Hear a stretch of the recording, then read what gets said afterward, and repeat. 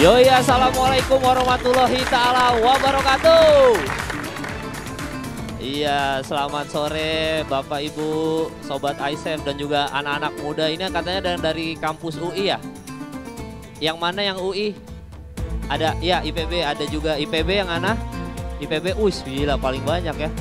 17 Maret, ya bener ya? Universitas 17 Maret, ada? Ya udah pulang ya, soalnya ini bulan November ya, Oktober akhir ya. Kampusnya tutup dulu, ntar Maret baru buka lagi ya. Jadi perkenalkan, nama saya adalah Kemal Palevi. Saya menjadi host untuk acara hari ini. Tepuk tangan buat saya boleh? Wah itu dia. IPB ya, ini IPB Bogor, berarti dari Bogor ke sini. Oh, udah ada yang daftar haji belum? Hah, kalian daftar haji usia muda, tapi siapa yang pengen naik haji di usia muda? Siapa? Iya. Kalau misalkan mau cepet naik haji, tutup akun TikTok dulu. Jangan lihat orang joget-joget, ngumpulin dana buat haji, nabung ya. Karena memang hari ini tema yang akan dibahas hari ini adalah semua bisa haji. Mari haji di usia muda. Tepuk tangan teman-teman. Gokil. Gokil. Semua bisa haji ya. Umroh udah ada yang umroh? Di sini ada yang pernah umroh? Abang kameramen pernah umroh? Belum pernah bang? Belum? Ada yang pernah umroh? Belum ada? Berarti belum ada yang pernah umroh juga ya? Nah ini kebalik nih, orang-orang zaman sekarang nih biasanya itu umrohnya duluan, anak muda terutama ya, baru haji. Padahal kan yang wajib haji duluan ya, haji duluan. Walaupun kita kalau misalkan udah daftar haji, insya Allah pahalanya kita udah dapat, yang penting kita udah daftar. Tapi kendalanya adalah kalau kita daftar haji sekarang, itu tuh biasanya 20 sampai 43 tahun ke depan baru kita bisa berangkat haji. Karena kalau misalkan kita ikut program pemerintah, bayarnya cuma 25 juta. Cuma, ya Allah itu juga banyak ya. Bayarnya 25 juta, tapi kita harus nunggu antrian sampai 20 sampai 43 tahun ke depan. Berarti kalau misalkan kita itu mau daftar haji dari sekarang, misalkan usia kalian itu 25 tahun, ya mungkin kalian baru berangkat haji di usia 40-an ke atas atau mungkin 60 tahunan ke atas. Masalahnya adalah haji itu yang penting adalah stamina teman-teman. Karena kan kita ada banyak kegiatan lah ketika haji gitu. Wah ini dari mana nih? Yang hijau-hijau mana nih? Kampus mana nih? Hijau-hijau kampus mana? Apa? Oh ya duduk. Cari tempat duduk dulu. Ini yang kuning-kuning UI. UI, benar duduk dulu. Ayo adik-adik duduk, ayo. Yuk, abis duduk kita demo di. Enggak. Duduk. Langsung dicari tempat duduknya teman-teman universitas ini UI. Silakan isi daftar itu dulu ya. Iya silakan cari tempat duduk yang nyaman. Kalau kalian nggak duduk, gua nggak mulai nih. Ayo. Pokoknya ini karena buat kalian ini temanya ini, bukan buat yang tua-tua di sini, ini buat anak muda ini. Oke, silakan duduk sudah anak UI, boleh. Pokoknya intinya hari ini kita akan ngomongin soal haji ya, apalagi untuk usia muda. Nanti akan ada narasumber, beliau-beliau ini adalah narasumber yang sangat sudah kompeten di bidangnya ya. Ini. Langsung aja kali ya kita panggil ya, sembari mereka duduk ya.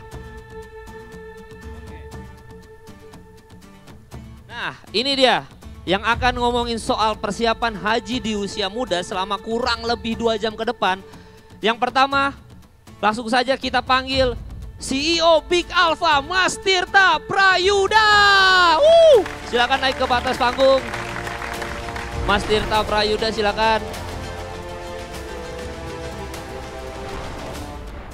Silakan Mas Tirta. Siap. Kalau sama Mas Tirta kita udah pernah ketemu. Udah pernah podcastan bareng Bang. Kita udah podcastan bareng nih, jadi udah hatam lah, udah hafal. Nah, yang kedua, mari kita sambut anggota Badan Pelaksana BPKH, ada Bapak Amri Yusuf. Silakan Pak, naik ke atas panggung. Luar biasa. Silakan Bapak, duduk Pak, silakan. Silakan. Nah ini biar mahasiswa duduk juga nih sekalian Pak. Karena ini temanya buat mereka Pak.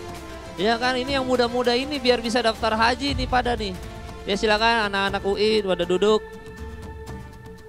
Iya ini dia. Mas Tirta Prayuda dan juga Bapak Amri Yusuf ya selaku anggota Badan Pelaksana BPKH. Boleh disapa-sapa dulu Pak Amri, anak-anak muda yang ada di sini Pak, silakan Pak. Assalamualaikum warahmatullahi wabarakatuh. Selamat sore adik-adik sekalian. Iya. Salam sehat, salam semangat. Luar biasa. Oke, Bapak Amri silakan dari Mas Tirta, silakan Mas Tirta. Ya, halo, assalamualaikum warahmatullahi wabarakatuh. Selamat sore adik-adik, saya iri banget ya. Ya. Karena dulu saya kuliah nggak ada nih kesempatan nonton-nonton begini nih. Nggak ada ya Mas? Nggak ada, jarang banget dulu. Umur berapa dulu Mas? Maksudnya generasi kapan nih Mas Tirta, milenial atau apa? Saya milenial. Berarti lahir tahun? Disebutin di sini ya? Wis, sebutin. Saya lahir tahun 88. Tahun 88. Nah, kuliahnya 2005. 2005. Nah, saya 89. Wah, beda tipis. Udah daftar haji? Insya Allah. Insya Allah haji ya. Insya Allah. Iri banget nih ngeliat mahasiswa tapi udah dapat kesempatan langka kayak gini gitu. Iya benar banget, makanya dulu mungkin kita aksesnya kurang ya. Apalagi kalau soal ngomongin haji gitu ya. Kita kan tahu dulu mikirnya haji itu buat orang tua doang. Iya bukan buat anak muda. Jadi belum kepikiran dulu ngomongin soal haji. Alhamdulillah sekarang mereka yang muda-muda ini punya kesempatan untuk dengerin kalau kita bisa jadi haji sembari masih muda. Ya bisa nyicilin dari sekarang gitu. Iya ya Mas Tirta. Nah kalau Bapak Amri berarti angkatan berapa Pak kuliah Pak? Mohon maaf Pak. Angkatan berapa? Udah lupa saya malah. Udah lupa, tapi umroh udah berapa kali Pak? Umroh ada ya, ada beberapa kali lah ya. Nggak enak bilangnya. Oh yes, iya kan kalau umroh kan sunnah Pak gitu. Yeah. Kalau haji jauh lebih wajib. Tapi udah daftar haji udah Pak? Haji sudah sekali seumur hidup. Oke, udah. Sudah. Alhamdulillah. Berarti di umur berapa Pak? Berarti haji Pak? Saya haji tahun 2008. Oh, wah iri tuh Mas Tirta. Gue yang iri tuh. Sebuah inspirasi. Karena jujur aja Pak Amri ya, ini kita ngomongin soal haji ya. Saya kan usianya sekarang berarti 34 tahun nih Pak Amri. Dan sampai sekarang selalu kalau ngomongin soal haji itu kayak prioritas yang lain. Karena selalu kita ingat haji bila mampu. Jadi saya merasa tidak mampu terus nih Pak. Ya kan, tapi ya akhirnya dananya dialokasiin untuk pernikahan, untuk beli rumah, beberapa segala macam. Jadi ada hal lain yang saya alokasikan dana dulu untuk keperluan yang menurut saya jauh lebih primer ketimbang naik haji tadi. Nah cuman ya gimana Pak ya, maksudnya saya pengen banget haji Pak, jujur aja. Cuma gimana saya ngelola uangnya supaya saya bisa haji dan nunggunya nggak terlalu lama mungkin ya kali Pak ya. Ya makanya kita bikin talk show ini ya, supaya kita generasi muda sejak awal itu harus shifting paradigmanya. Ya, perencanaan keuangannya itu sudah harus mulai dipersiapkan sejak sekarang. Saya punya pengalaman tahun 2008 ketika saya berhaji, saya berkomitmen ketika saya berumah tangga dengan istri saya. Rencana masa depan yang kami tempatkan sebagai prioritas utama itu adalah berhaji. Makanya kami waktu itu menabung. Ya, menabung setiap bulan dan kemudian begitu mencukup porsinya kita langsung daftar. Jadi kita nggak punya rencana mau ke Eropa dulu, kita nggak punya rencana beli rumah dulu, nggak punya rencana beli mobil dulu, kita punya rencana langsung kita menuju haji dulu gitu. Jadi saya lebih dahulu naik haji dibandingkan saya punya rumah. Itu Pak? Iya. Nah itu artinya kan lifestyle kan, perencanaan ya. Oke. Dulu nunggu haji berapa lama Pak total tuh? Berapa tahun? Pada saat saya mendaftar tahun 2008 itu nggak ada masa tunggu. Jadi daftar tahun 2008 di awal tahun, ya kemudian pada tahun itu juga langsung berangkat. Daftarnya cuma 5 juta. Nah, begitu dapat panggilan kita langsung lunasin. Biaya haji saya waktu itu OHenda-nya hanya 35 juta. Semuanya dibayar langsung oleh para jamaah yang berangkat tanpa subsidi seperti sekarang. Oh. Jadi 35 juta itu ekivalen dengan 100 gram emas. Iya. Ya masih murah ya di zaman itu ya Pak ya. Maksudnya sekarang aja minimal 25 juta tuh Pak. Setoran awalnya. Wah. Oh iya gitu. Tapi ya, kalau biaya hajinya tahun 2023 kemarin itu 90 juta. Biaya hajinya dari mulai berangkat dari rumah sampai berangkat ke Tanah Suci. Karena untuk ongkos pesawat saja itu harganya per orang sudah 34 juta. Waduh. itu pesawat aja. Iya. Nah 90 juta itu setelah saya cek ya, saya konfirmasi, saya bandingkan dengan harga emas, itu ekivalen 100 gram. Jadi 35 juta yang saya bayar pada tahun 2008, itu nilainya setara dengan 90 juta berangkat haji tahun 2023. 100 gram emas. Oh. Iya. Kalau kita tahu rahasia itu sebenarnya kita udah bisa nabung dari lama ya. Makanya saya sebenarnya ingin mengusulkan kepada pemerintah, ya ongkos naik haji itu tetapkan aja dalam bentuk gram emas. Oh, iya soalnya emas itu Lebih stabil. Lebih stabil. Kalau misalkan yang mungkin yang investasi yang lain mungkin ada naik turunnya gitu ya. Ini ada, kalau kita kembali ke sejarah masa lalu Mas Kemal. Iya. Ya, saya punya data, ini teman-teman saya lagi ngumpulin. Biaya haji tahun 1952 itu hanya Rp7.500. Berangkat naik kapal layar. 7.500 itu setara dengan 120 gram emas. Tahun 1972 biaya haji itu 1.600.000 per orang. Naiknya sudah naik kapal, masih naik kapal laut itu, sudah naik kapal uap. Ya, itu setara dengan 120 gram emas. Jadi kalau mau naik haji selain nabung uang mungkin simpan emas juga bagus itu. Bisa jadi ya. Lebih stabil. Apalagi dulu kalau sekarang untungnya kita lebih gampang aksesnya ya Pak ya. Maksudnya pesawat jauh lebih cepat ketimbang kita dulu naik kapal, buset. Berapa hari tuh? 15 hari kali ya? Lebih kayak mungkin. Dulu ada tuh filmnya tuh Pak, di bawah naungan Ka'bah. Itu tuh. Iya, Buya Hamka juga kan? Itu novelnya Hamka kan? Iya benar. Nah, makanya orang-orang dulu ya, adik-adik sekalian, kalau kita baca sejarahnya ya, orang naik haji itu bisa berbulan-bulan bahkan bertahun-tahun. Bener. Ya, kenapa? Karena memang jaraknya jauh sekali. Kemudian transportasinya waktu itu yang ada hanya kapal layar. Ya. Makanya sampai sekarang tradisi orang mau naik haji itu dibuatkan yasinan, selamatan, seperti mengantar orang mati, itu ada tradisi masa lalu. Ya. Karena orang kalau mau naik haji itu kalau dari Nusantara dia harus ke Aceh dulu, ke Serambi Mekah, karena di sana ada embarkasinya, ya karena Mekah itu lebih dekat ke Aceh. Dan orang ketika berangkat haji dia harus belajar agama itu sambil kemudian melakukan perjalanan haji. Makanya orang kalau berhaji dulu itu, ya dia butuh waktu minimal 6 bulan, ya. Dan kalau misalnya tidak punya uang, dia harus berdagang di tengah perjalanan sehingga kembali bertahun-tahun. Gitu. Iya. Sekarang kan lebih cepat. Kalau mau naik haji harus naik pesawat. Benar. Dan kalau zaman dulu pernah dengar ceritanya tuh Pak, kalau misalkan kita di perjalanan yang berbulan-bulan itu, misalkan kita let's say ada kejadian apa terus kita meninggal di jalan, sahid tuh. Sahid. Jatuhnya. Dulu pernah dengar cerita kayak gitu, makanya sekarang kalian yang muda-muda ini bersyukur karena kita ke Mekah itu paling 9 jam ya perjalanan ya, flight kurang lebih kan? Ya, 9 jam. 15 menit. Iya, hafal. Bapak sampai hafal, menitnya juga sampai hafal. Kita bersyukur gitu. Dan sekarang kalau ke Mekah kita bisa minum Starbucks. Itu juga karena ada H&M kan, ada H&M-nya Pak sekarang. Nah kalau dari Mas Tirta nih, kan kayaknya umur kita nggak jauh beda ya Mas Tirta ya. Kalau Mas Tirta sendiri melihat minat anak muda berangkat haji ini gimana Mas Tirta? Sebenarnya kalau dibilang minat ya banyak orang masih salah kaprah ya, masih melihat itu sebagai prioritas yang sekian ya.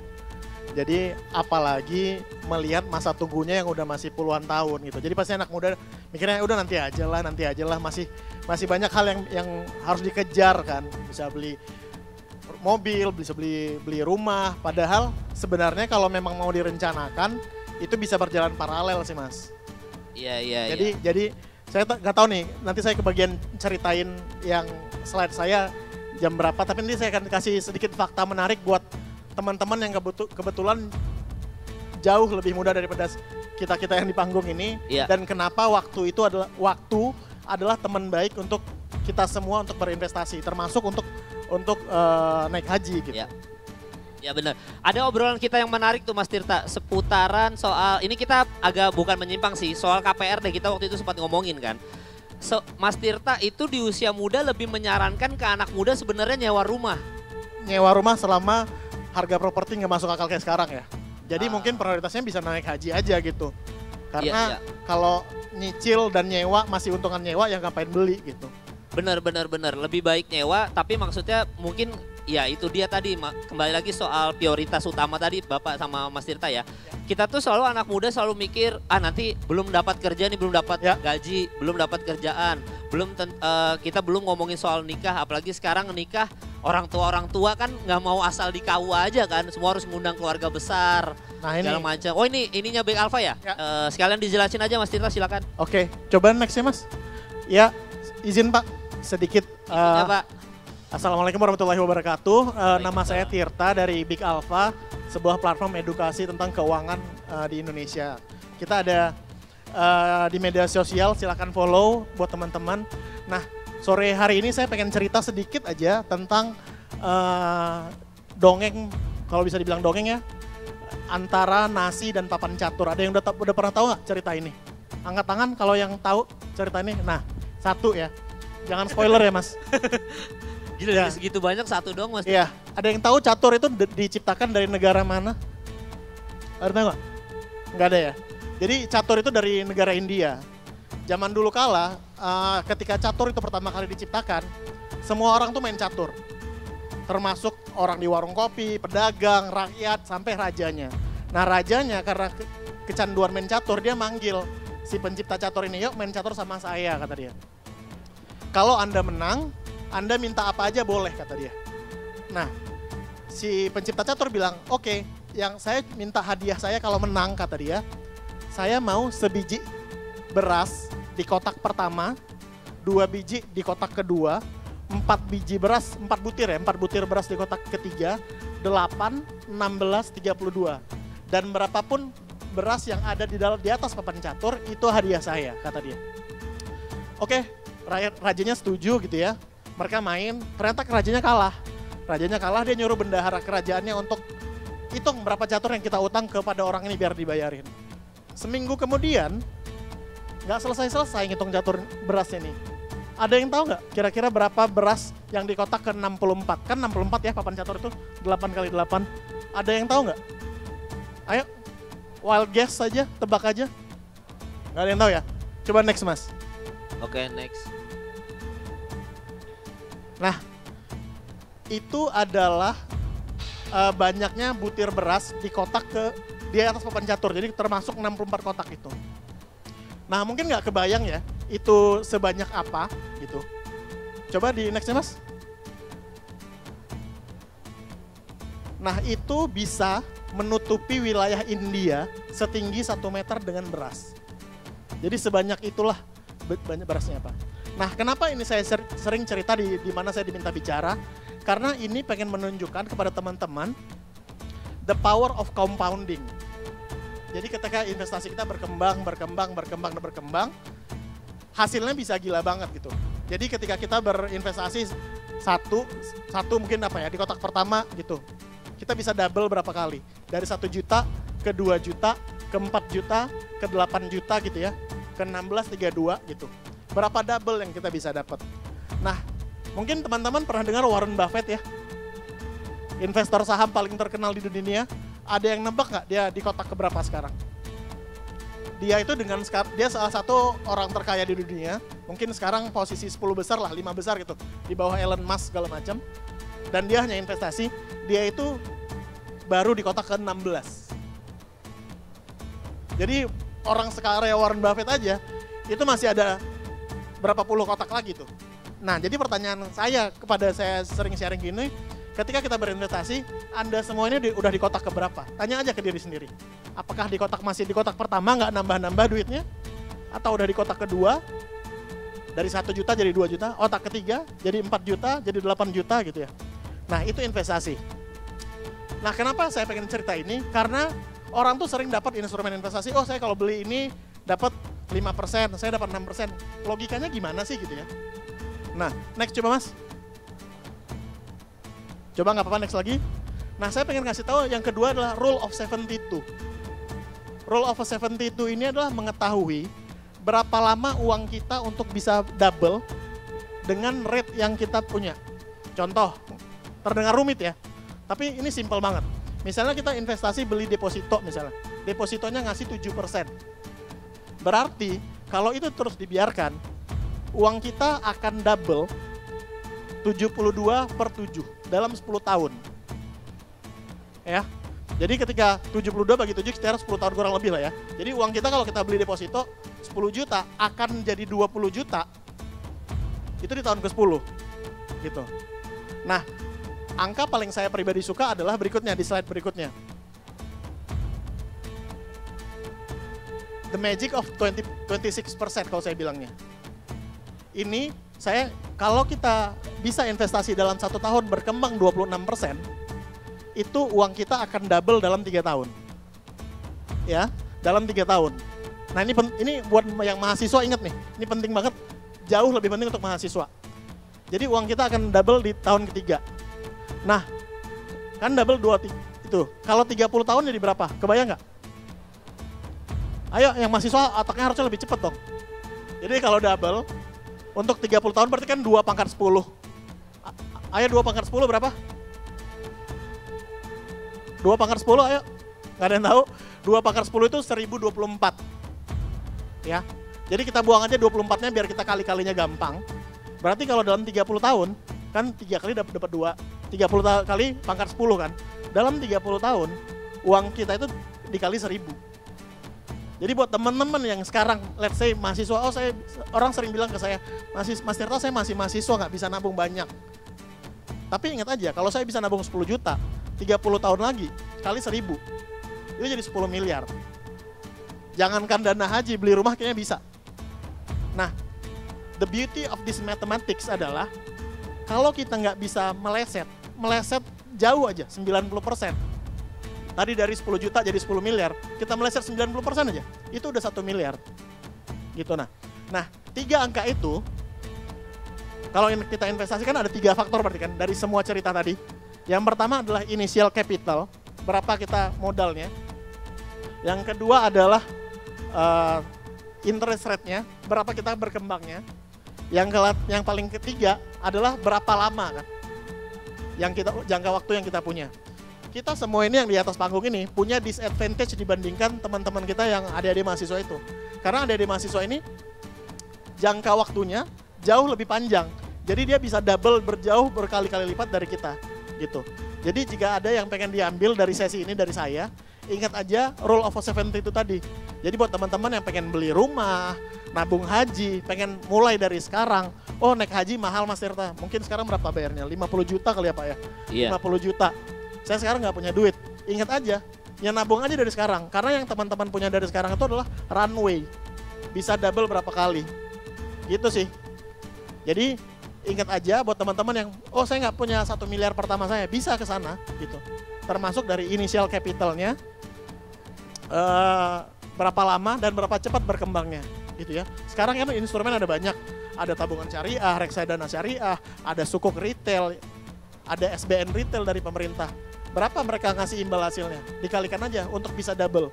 Itu dengan asumsi uangnya sekali kita belikan, nggak kita tambah-tambah lagi. Apalagi kalau teman-teman nanti misalnya udah lulus kuliah, udah punya pekerjaan, rutin untuk top up, rutin untuk nabung, itu double-nya akan lebih cepat. Gitu. Jadi itu aja dari saya. Ingat tadi the power of compounding dan the rule of 72. Jadi ketika teman-teman ditawarkan investasi gitu, orang susah mengkoneksikan di mana sih connecting the dots-nya. Adalah ingat kapan sih uang kita bisa jadi double. Itu sih dari saya. Nanti kita lanjut di sesi Q&A, kita kalau ngomongin instrumen ya. Terima kasih. Saya kembalikan ke Mas Kemal. Ya siap, tepuk tangan buat Mas Tirta teman-teman. Gila. Emang kalau ngomongin soal investasi ini gimana? Memang anak muda itu kadang-kadang kurang aware juga Mas Tirta sama investasi. Jangankan anak muda deh, dari saya pribadi juga waktu muda ngomongin soal investasi, begitu punya dana pribadi, misalkan saya baru kerja pertama kali, terus habis itu saya dapat uang, itu kan pasti saya langsung belanjain keperluan apapun kan, yang kayak dulu misalkan saya nggak pernah punya mobil, akhirnya saya beli mobil, dulu nggak punya laptop, saya akhirnya beli laptop, boro-boro ngomongin haji dah bro, itu jauh banget pasti obrolannya kan, tapi selalu ngabisin buat itu dulu. karena kan saya harus menggait perempuan ya. Jadi pasti kebutuhannya adalah, oh ini dulu, relationship dulu, menikah dulu apa segala macam, selalu itu dulu kan prioritasnya kan. Faktor gaya hidup itu sekarang emang parah banget ya buat generasi muda, apalagi ada media sosial. Kan kita tujuannya adalah mempercantik Instagram feeds ya. Tujuan hidup itu mempercantik Instagram feeds. Dan emang sangat humans gitu ketika seseorang ketika udah mulai pertama kali bisa menghasilkan uang, Mas Kemal. Iya. Itu gaya hidupnya naik. Iya. Percaya sama saya, misalnya kita nih sekarang ya belanjanya di Matahari gitu ya, masih kuliah gitu. Begitu udah kerja, gajian coba-coba beli Zara. Percaya sama saya, itu nggak lama, mungkin nggak butuh waktu 1 tahun, itu lemari isinya udah Zara semua. Yang Matahari pasti udah tersisih dan nggak akan pernah lagi belanja di Matahari. Bener. Jadi makanya kita di Big Alpha kita ajarin uang itu sebenarnya matematikanya, ilmunya itu mungkin 80-90% itu adalah emosinya. Matematikanya itu mah gampang gitu. Jadi gimana kita bisa ngontrol ketika kita gaji 5 juta, kita bisa nabung 1 juta. Kalau gaji 10 juta nabungnya berapa, Mas? Apanya? Kalau gaji 5 juta, kita bisa nabung 1 juta nih. Oke. Gaji 10 juta, kita nabungnya berapa? Berarti 2 juta. Salah. Berapa dong? Harusnya 6 juta dong, Mas. Wih, kenapa begitu dong, Mas Tirta? Ya kan? Orang tuh banyak salah. Gaji 5 juta, oh saya bisa nabung 1 juta. Gajinya double. Nabungnya double, ya salah dong. Sebelumnya kan cuma butuh 4 juta untuk hidup. Tapi kenapa gajinya 10 juta tiba-tiba jadi 8 juta? Emang gaya hidup kalau udah di atas susah turun lagi, Mas Tirta. Jadi makanya ketika gajinya 5 juta, bisa nabung 1 juta. Ketika naik 10 juta gajinya, ya nabungnya 6 juta. Jangan cuma 2 juta, sama aja ngapain. Gitu. Jadi emang mengatur keuangan tuh it's a mind game sih, Mas. Iya. Jadi emang kita ngatur gimana gimana ya bisa kontrol gitu. Iya, kembali lagi soal itu pertanyaan tadi banyak yang kejebak loh, Mas. Ya karena masuk akal dong kalau akhirnya dari 10 juta, dari 2 juta kan lebih masuk akal kan. Belanjanya lebih besar jadinya. Benar. Harusnya jadi 6 juta gitu. Karena kemampuan belanjanya meningkat. Jadi kualitas belanjanya berubah. Iya, udah Zara soalnya tadi kan turun ke Matahari lagi kan kayak emang gaya hidup tuh paling susah sih. Makanya mungkin dari Bapak Amri mungkin bisa dijelaskan sedikit Pak gimana saya ingin investasi. Menjelaskan sedikit ini ya. Ya. Teman-teman sekalian, Bapak Ibu sekalian, ibadah haji itu adalah ibadah yang agung. Benar. Ya, ibadah ini berbeda dengan ibadah-ibadah yang lain. Karena dia menuntut totalitas. Jadi bukan hanya kemampuan fisik, bukan hanya komitmen, tapi juga kemampuan finansial. Ini menjadi unik karena ibadah ini hanya bisa kita lakukan di Tanah Suci. Ya, nggak bisa itu di Sulawesi, di Garut, itu nggak bisa. Jadi harus ke sana kita. Dan yang paling menarik, yang paling historik itu adalah, ini adalah lembaga keagamaan atau ibadah ritual yang itu lintas kenabian. Jadi sejak Nabi Ibrahim, tradisi itu terus dipertahankan dan disempurnakan ketika zaman Nabi Muhammad. Maka kemudian bagi orang-orang yang berhaji itu dijanjikan pahala yang sangat besar. Jadi pahala yang diberikan buat orang yang berhaji, ya, hikmah yang didapat orang yang berhaji itu berbeda secara signifikan dengan ibadah-ibadah yang lain. Maka ini disebut dengan ibadah yang agung. Nah, untuk Indonesia, ya, saat ini ada 5,3 juta orang yang menunggu untuk berangkat haji. 5,3 juta, ini artinya kesadaran beragama orang-orang Indonesia atau Muslim Indonesia itu meningkat tajam seiring dengan kemampuan ekonominya semakin membaik. Setiap tahun kuota kita itu hanya 220.000. Jadi waiting listnya itu panjang sekali. Nah, faktanya ya, dari waiting list yang sekarang tercatat di BPKH dan Kementerian Agama, 75% jamaah haji tunggu itu usianya rata-rata 40 tahun. Jadi kalau dia nunggunya 20 tahun atau 26 tahun, nanti naik hajinya umurnya kira-kira umur 65. Ya. Itu fakta yang pertama. Kemudian fakta yang kedua, ya, tahun kemarin jumlah lansia yang berangkat ke Tanah Suci itu 30% dari jamaah haji yang berangkat. Jadi sekitar 67.000. Ya. 67.000. Makanya kemarin temanya itu adalah ramah lansia. Dari jumlah jamaah yang berangkat sekitar 220, tahun kemarin lah jumlah jamaah yang meninggal itu sangat besar. Hampir 800 orang. 800 orang meninggal di sana. Kita lihat kan beritanya di di TikTok, kemudian di Instagram, ada yang jamaah haji kita yang sudah sangat sepuh yang mengalami disorientasi kan. Tiba-tiba dia ingat kandang ayamnya gitu. Nah, dari 800 orang yang meninggal itu 90% itu adalah jamaah yang usianya 65 yang meninggal. Nah, ini kalau struktur jamaah haji kita nggak diperbaiki, maka kita khawatir nanti jamaah kita yang berangkat ke sana itu banyak yang meninggal daripada yang menyelesaikan ibadah hajinya. Jadi ini termasuk kategori jamaah haji resiko tinggi. Makanya sekarang ini kita mengkampanyekan supaya anak-anak muda itu mulai berpikir ya memasukkan agenda prioritas kehidupannya itu adalah berangkat haji. Nah, ada yang menarik ini, teman-teman sekalian. Saya kemarin browsing ya. Kemudian menemukan satu tulisan ini berupa skripsi yang ditulis oleh salah satu mahasiswa UIN Fatmawati di Bengkulu. Skripsinya berjudul Urgensi Haji Muda. Nah, dia menemukan ya berdasarkan interview yang dia lakukan terhadap 122 responden ya mahasiswa dan kaum milenial, dia menemukan hampir semua mahasiswa yang dia interview itu punya keinginan yang kuat untuk berhaji. Nah, ini ada 5 temuan yang saya ingin sampaikan.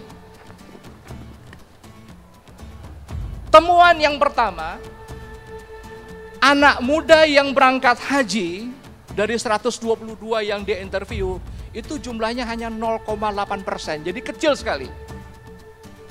Temuan yang kedua, dari 122 yang dia interview, ya, jumlah anak muda yang ingin berangkat haji dan merasa haji itu penting, itu angkanya 90,2%. Kemudian temuan yang ketiga, ketika ditanya, apakah Anda yakin Anda bisa berangkat haji ketika usia muda? Ini turun jumlahnya, 38,5%. Jadi yang mau berangkat haji, antusias itu 90%, tapi yang yakin untuk bisa berangkat haji itu hanya 38,5%. Nah, kemudian ada satu pertanyaan lagi yang diajukan. Apakah ya dalam rencana kehidupan dan keuangan Anda itu berhaji di usia muda Anda masukkan sebagai prioritas apa tidak? Jawaban mereka 95,9% memasukkan agenda itu. Ini riset yang dilakukan oleh siapa namanya? Rafsensi, saya catat namanya ini, Rafsensi Harsilah, tahun 2022. Tahun 2022 ya. Nah, yang menarik teman-teman sekalian, dia menemukan pola pengelolaan keuangan kaum muda.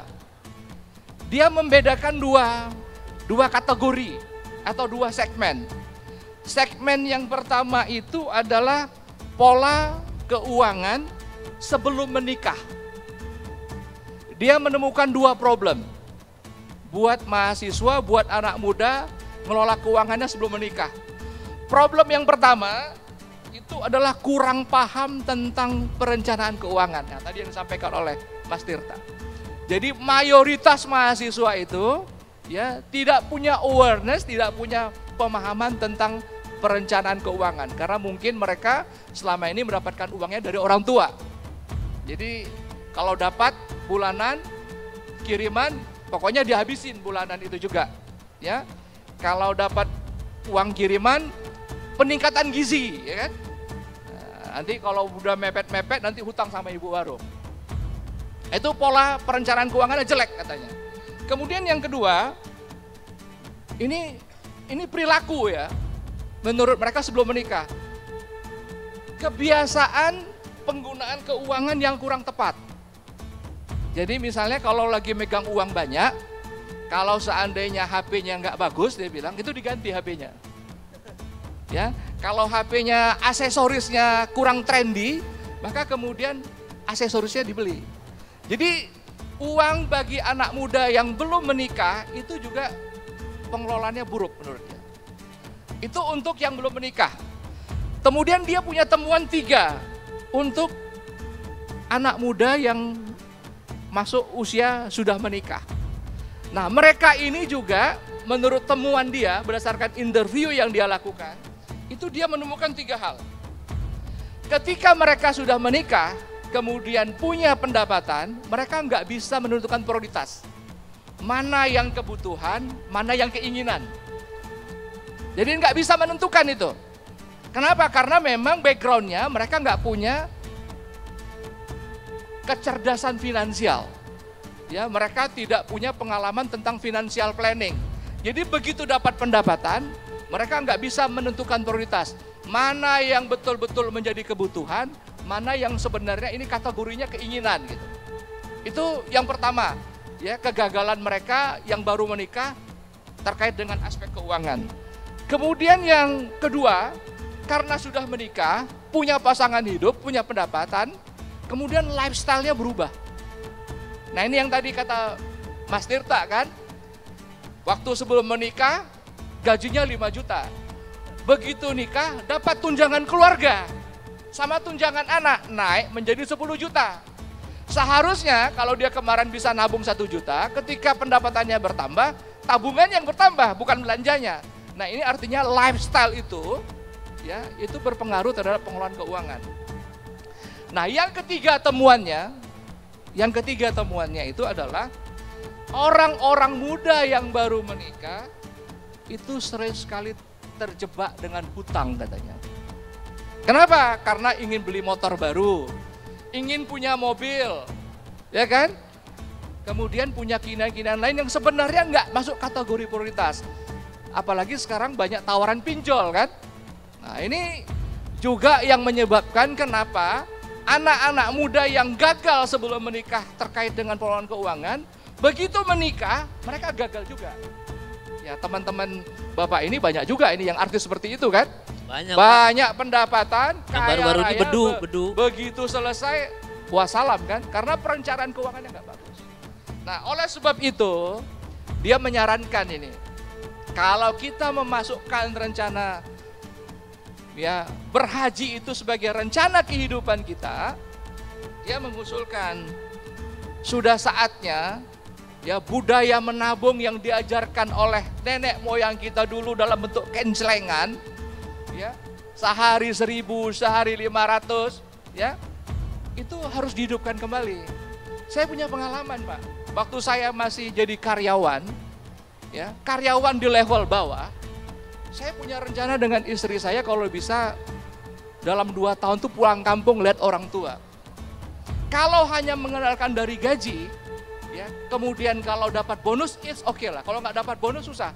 Makanya kami berkomitmen setiap hari kami nabung 200.000. Uang itulah yang 1 tahun kemudian kami gunakan untuk beli tiket pesawat bisa pulang ke Aceh.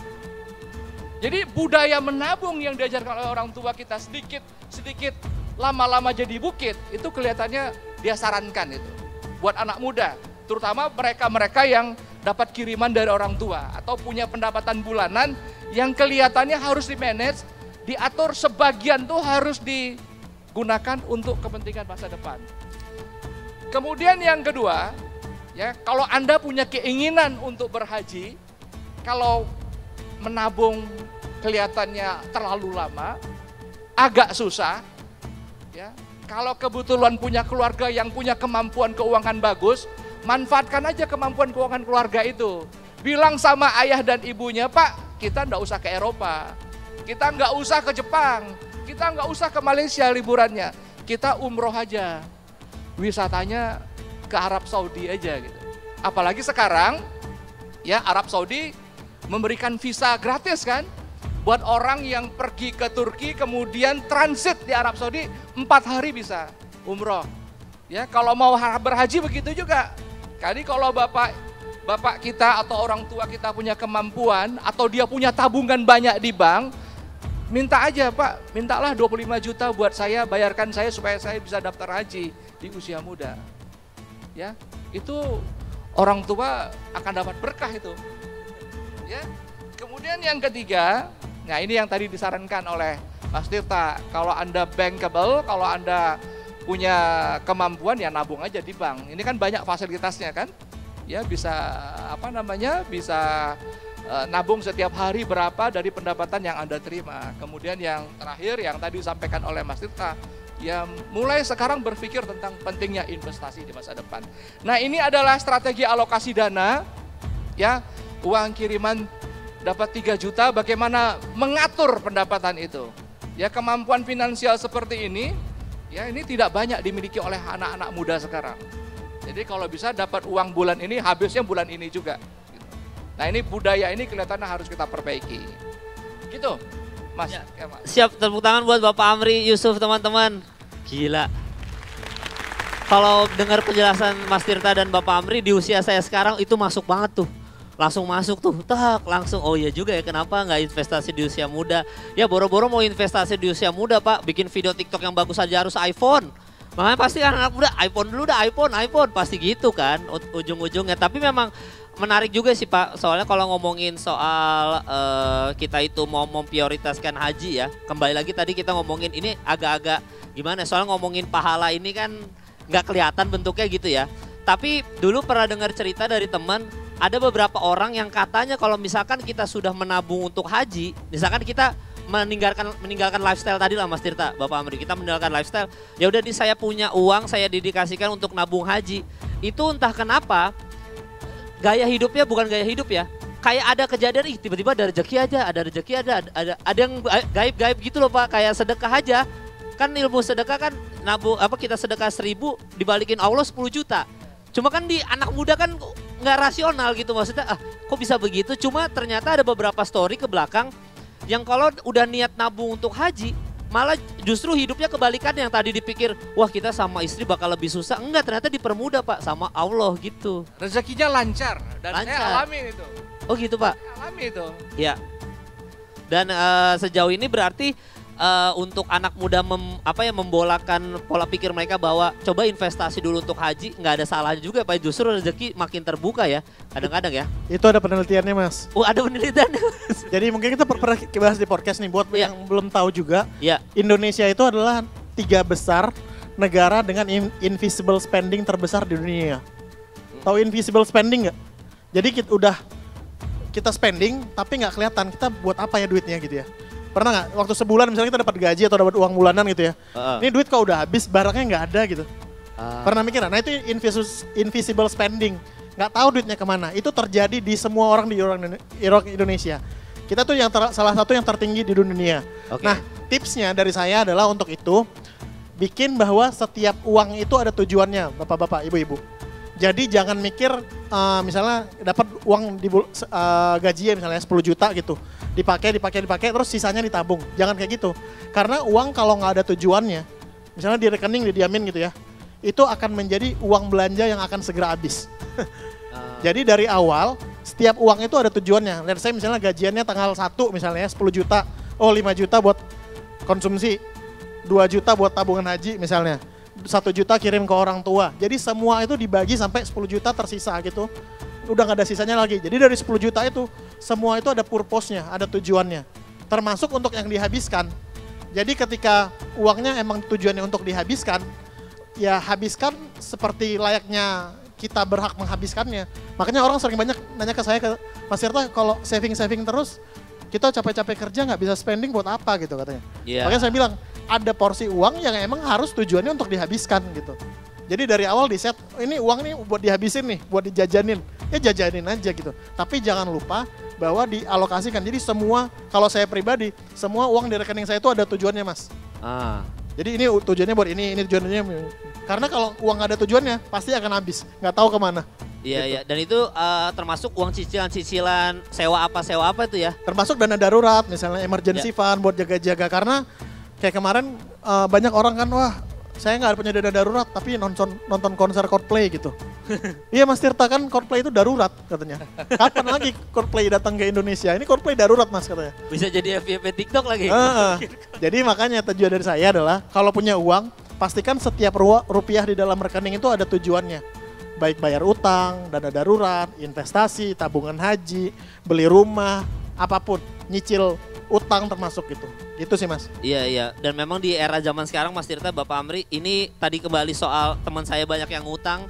Baru-baru ini cerita Bedu tuh yang dia harus minjam duit 5 juta ke Raffi Ahmad gitu ya. Tapi memang gimana ya, anak-anak muda zaman sekarang mindsetnya adalah Pak, kalau bisa ada uang 1 juta langsung kali lipat jadi 10 juta, pasti mereka akan ngambil yang itu dalam waktu cepat. Itu makanya kenapa judi online laku banget di kita kan. Karena ya lu masukin 500.000 lu bisa dapat 5 juta, tapi kan judi kan gitu, 5 juta, masukin lagi 5 juta mungkin dapat 25 juta, ternyata hilang habisnya. Akhirnya ngutang, pinjol segala macam, kan lagi rame tuh Pak, pinjol bunuh diri apa segala macam. Memang ibaratnya itu sekarang anak-anak muda itu memang mindsetnya adalah kalau bisa dapat uang lebih cepat, kenapa enggak? Boro-boro investasi gitu. Instant gratification Mas. Jadi kalau anak muda sekarang itu nggak terbiasa dengan delayed gratification, menunda kesenangan gitu. Jadi karena kita efek teknologi juga ya, saya bilangnya efek teknologi juga. Kita kalau kita posting sesuatu di Instagram ya, 10 menit belum ada yang nge-likes kan rasanya kok, aduh ya Allah, kenapa ini foto saya jelek banget apa gitu, nggak ada yang nge-likes. Itu tuh endorfin, ada hormon yang dimainkan di situ. Jadi kita pengen dapat gratification itu segera gitu. Jadi termasuk dalam ngabisin duit gitu. Jadi kalau pengen investasi, masukin 1 juta, kalau bisa besok sore udah 2 juta gitu. Ya kan? Maunya instan. Jadi emang dunia itu mempercepat semuanya, tapi kembali lagi emang nggak yang semua yang instan itu baik sih buat kita. Indomie aja kan harus dimasak dulu baru dimakan kan. Gak instan-instan banget. Gak instan-instan banget gitu. Jadi belajarlah, kalau menurut saya ngasih tahu delayed gratification. Tunda dulu kesenangan. Duit yang sekarang jangan langsung dihabisin. Karena kita nggak tahu apa yang terjadi di masa depan. Itu yang pertama. Yang kedua, kita pernah bikin survei di Big Alpha gitu ya. Anak-anak muda itu nggak siap dengan keuangannya karena nggak pernah ngerasain krisis. Bapak-bapak, ibu-ibu. Mungkin kalau bapak-bapak, ibu-ibu udah pernah ngerasain 98 ya. 98, 2008 gitu ya apalagi. Terus jadi apalagi generasi muda, itu krisis pertama dalam hidup mereka itu kemarin pas pandemi Bu. Jadi waktu kita tanya, kalian punya, itu kan banyak yang baru kerja pertama kali ya. Kita tanya, kalian punya dana darurat berapa lama kalau seandainya besok kalian dipecat? Jawabannya itu rata-rata di bawah 3 bulan. Jadi kalau 3 bulan dapat kerja lagi, kalau nggak dapat kerja lagi gimana caranya? Karena mereka belum pernah ngerasain krisis. Krisis pertamanya adalah pandemi, di mana mentalitasnya itu adalah FOMO dan YOLO. Fear of missing out kan, teman saya HP baru, saya harus HP baru. Terus YOLO, you only live once. Cuma hidup sekali, tiba-tiba dihajar pandemi, dikena pecat, nggak ada uang, baru gitu. Jadi emang pandemi itu blessing in disguise ya. Banyak itu generasi muda yang sekarang udah, penting ya nabung ya gitu.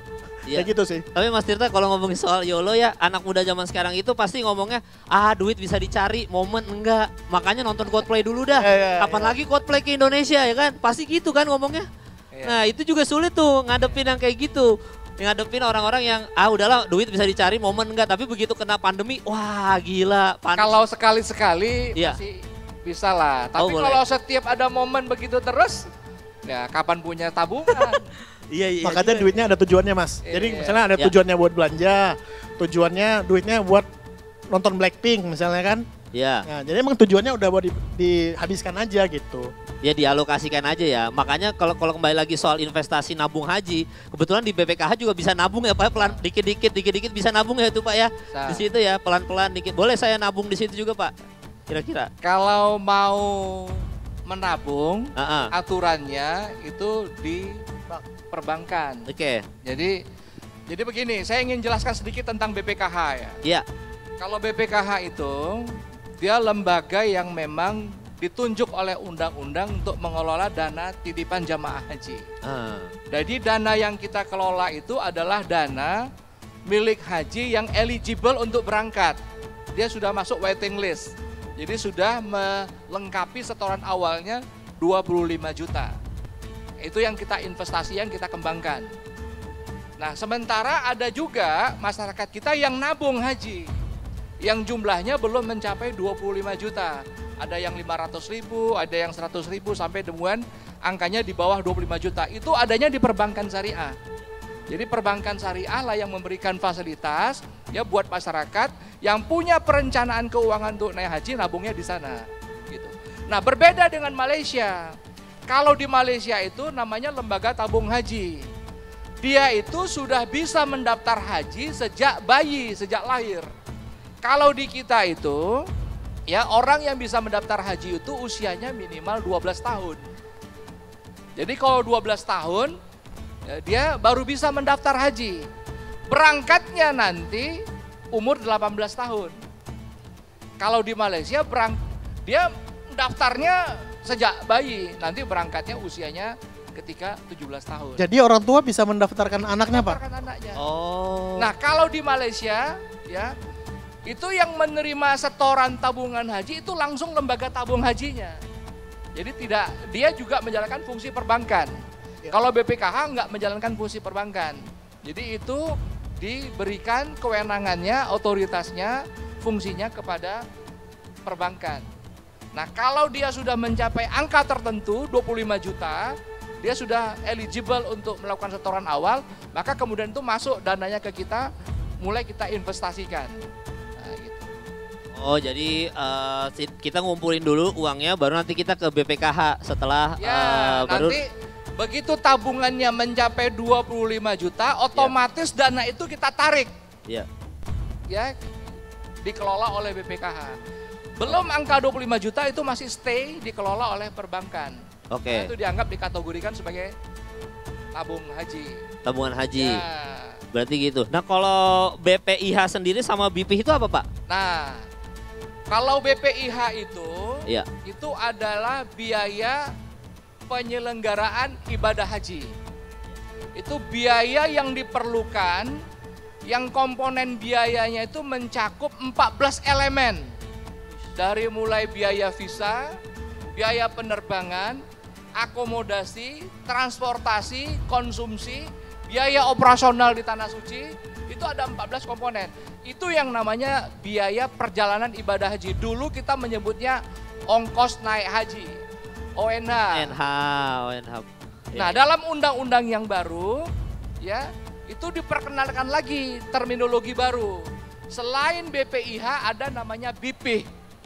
Biaya perjalanan ibadah haji. Ini biaya yang ditanggung oleh jamaah yang ingin berangkat ke Tanah Suci. Jadi out of pocketnya mereka. Karena dalam skema biaya haji di Indonesia itu ada namanya BP dan ada namanya nilai manfaat. Jadi BPIH itu adalah BP plus nilai manfaat. Bagi jamaah haji yang sudah mendaftarkan dirinya dan masuk kategori waiting list, maka dia dananya diinvestasikan. Dia berhak untuk mendapatkan nilai manfaat atau return hasil investasi yang kita kelola. Saya berikan contoh tahun 2023 kemarin. BPIH, biaya perjalanan ibadah haji yang sudah diputuskan pemerintah dan DPR itu angkanya 90 juta. Jamaah haji Indonesia itu hanya bayar kurang lebih 49 juta. Ya, diskonnya itu 45%. Dia hanya bayar 55%. Yang 45% lagi itu ditutup dari nilai manfaat hasil investasi yang dikelola oleh BPKH. Jadi kalau kemarin masyarakat kita teriak, "Oh, naik haji mahal sekali naiknya." Enggak. 49 juta yang dibayar oleh jamaah itu sudah masuk kategori diskon 45%. Jadi disubsidi. Nah, ini memang ada kontroversi karena sebagian ulama mengatakan seharusnya orang yang naik haji itu dia bayar sendiri biayanya. Haji bila mampu ya, Pak? Iya, karena prinsipnya istitoah kan. Iya. Iya, jadi subsidi yang kita berikan sekarang ini sebenarnya subsidi yang berasal dari jamaah tunggu. Makanya kita kemarin di DPR mengatakan pola subsidinya antara BP dan nilai manfaat kelihatannya harus dikoreksi. Supaya apa? Supaya dana hajinya berkembang, kemudian yang jamaah tunggu nanti juga dia mendapatkan bagi hasil yang signifikan. Nah, kalau yang sekarang ini, ya selama beberapa tahun terakhir, hasil investasi yang kita kelola itu dinikmati. Ya, yang paling signifikan itu adalah jamaah yang berangkat. Ya, jamaah berangkat yang menikmatinya. Jadi subsidinya besar sekali. Kelihatannya ke depan, karena ini menyangkut keberlangsungan dana haji, subsidinya ini akan dikoreksi. Jadi jamaah nanti akan diminta untuk mulai ya mengambil tanggung jawab terkait dengan biaya perjalanan ibadah hajinya. Iya. Tapi itu pertanyaan bagus sih Pak. Saya juga sampai sekarang tuh suka nanya-nanya kenapa sih naik haji semahal itu Pak? Bahkan ada yang 200 juta yang cepet-cepet gitu. Maksudnya kenapa dia semahal itu Pak? Ya, saya berikan contoh ya. Ya. Biaya haji yang kemarin ini, strukturnya. Ya. Ya. Kayaknya di slide saya ada, coba dilihat di bagian belakang ya. Slide bagian belakang. Oh ini tadi ada ya? Terus. Bagian belakang, ini nih. Balik kembali, ini dia. Oke. 90 juta BPIH-nya. Ya, 90 juta. Yang dibayar oleh jamaah itu hanya 49,8 juta. Kekurangannya hampir 45% diambil dari nilai manfaat, 40,24 juta. Nah, kita lihat itu elemen biayanya. Ya.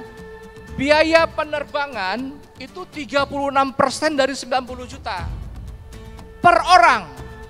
Tadi saya sebutkan ya angkanya yang disepakati dengan Garuda dan Saudi Airlines per orang tahun 2003 itu 33 juta per orang. Nah, kenapa mahal? Kenapa mahal? Karena kita bayarnya untuk 4 kali penerbangan. Pergi penuh kita bayar penuh, ketika dia kosong kembali tanah air kita bayar penuh juga, karena dia charter. Ketika dia berangkat menjemput jamaah, kosong. Ketika pulang dia berisi. Jadi hanya dipakai 2 kali penerbangan, tapi kita bayar 4 kali penerbangan. Ya, karena untuk musim haji, ya kebijakan pemerintah Arab Saudi, pesawat komersial semuanya di stop. Jadi dia hanya menerima pesawat untuk kepentingan jamaah haji. Oleh sebab itu untuk kepastian orang berangkat, karena kalau kita pakai pesawat komersial, itu nanti seatnya bisa nggak dapat.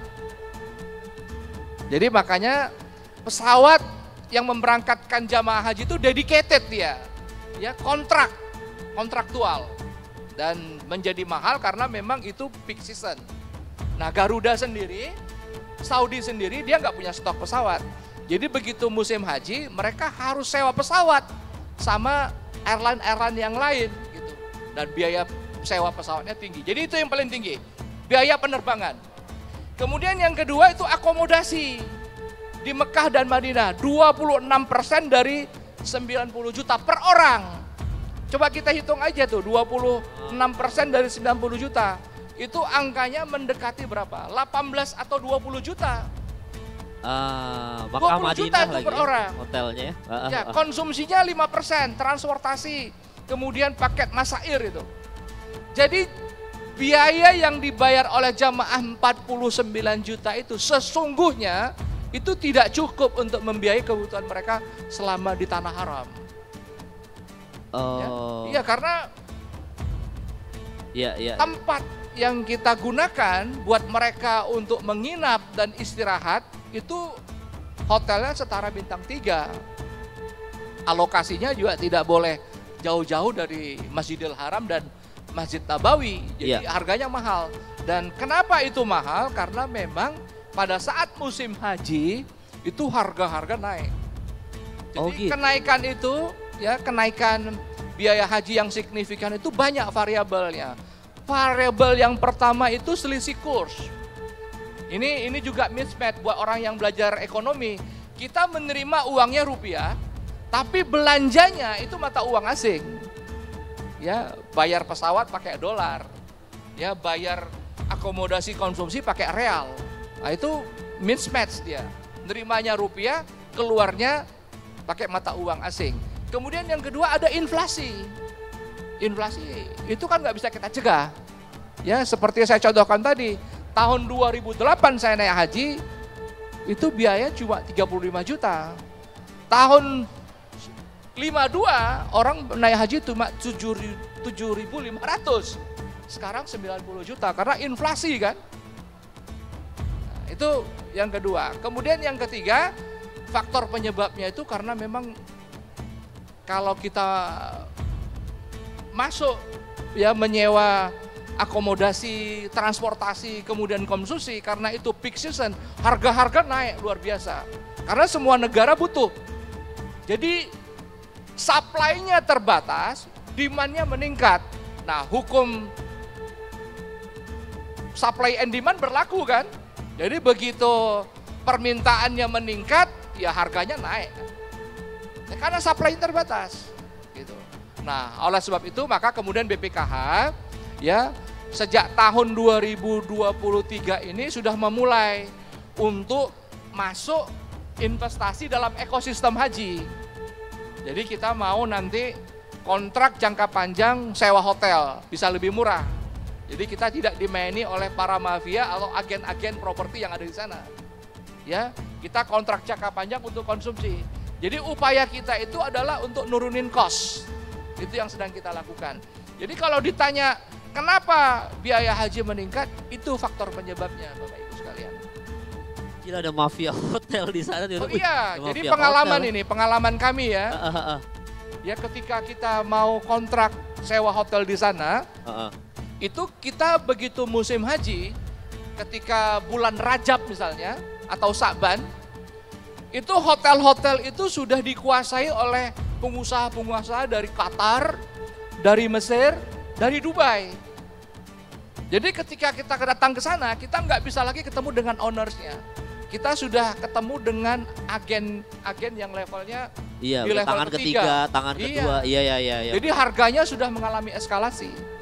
Nah, untuk memotong itu makanya kemudian kita mau investasi ya kontrak jangka panjang sejak awal. Jadi jangan dilakukan menjelang haji. Ya, jadi kalau misalkan mau pengelolaan uangnya lewat BPKH kebantu banget itu ya Pak ya. Gitu.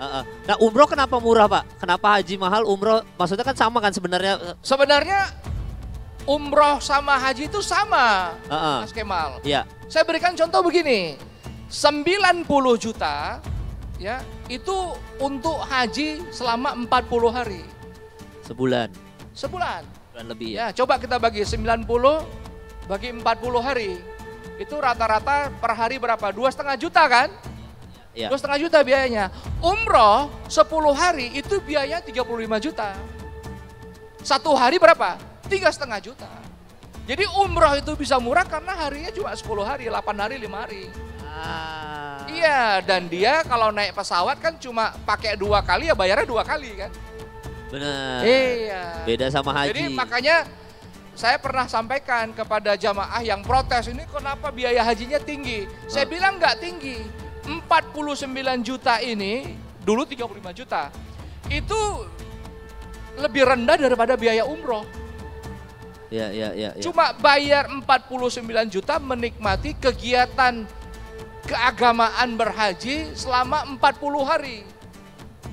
Ya kan? Iya, benar. Ya, kalau bayar sendiri 35 juta nggak dapat subsidi, angkanya cuma 10 hari. Jadi lebih murah sebenarnya. Wah, itu menjelaskan banget sih Pak buat yang awam-awam. Kenapa umroh segini, kenapa haji bisa mahal banget, tadi udah terjawab. Cuman nih sebelum kita sesi pertanyaan nih buat Mas Tirta kali ya. Gimana caranya akhirnya bisa mengelola ini? Jadi bagi-baginya kira-kira ada tipsnya nggak nih, saran dan tips untuk ngebagi nominal sebanyak ini gitu? Kalau saran saya sih satu, mulai dari sekarang. Karena saya yakin ya Pak ya, mungkin Pak Amri bisa confirm. Saya yakin masa tunggu haji di Indonesia akan semakin panjang. Saya yakin banget itu. Kenapa? Kalau tadi Pak Amri bilang yang ngantri 5 juta, warga kita 270 juta dan 80%-nya mungkin beragama Islam gitu ya. Dan orang Indonesia itu makin kaya gitu ya. Sekarang ekonomi kita itu $1 triliun gitu, tumbuh 5% setiap tahun. Rule of 72 dalam 14 tahun angkanya akan double kan. Jadi dalam 14 tahun lagi ekonomi kita itu $2 triliun. Makin banyak orang-orang kaya baru terutama umat muslim yang pengen berangkat haji. Pasti antriannya makin lama. Saya confirm ya Pak, saya pernah dengar itu di Malaysia antriannya udah 100 tahun. Dan itu make sense karena kuotanya Malaysia cuma mungkin 30.000 ya Pak ya. 30.000 umat muslimnya ada berapa? Kita 220.000 umat muslim kita ada berapa? Jadi kalau sekarang dirata-ratakan 25 juta, 25 tahun masa tunggu menurut saya itu masih make sense gitu. Dan saya yakin itu akan makin lama. Jadi buat yang berniat berangkat haji mungkin adik-adik dari sekarang ya mulai nabung aja. Tabungan haji ada banyak di perbankan, reksadana syariah ada banyak di pasar. Tiap 3 bulan sekali pemerintah ngeluarin sukuk retail untuk nabung biar uangnya berkembang.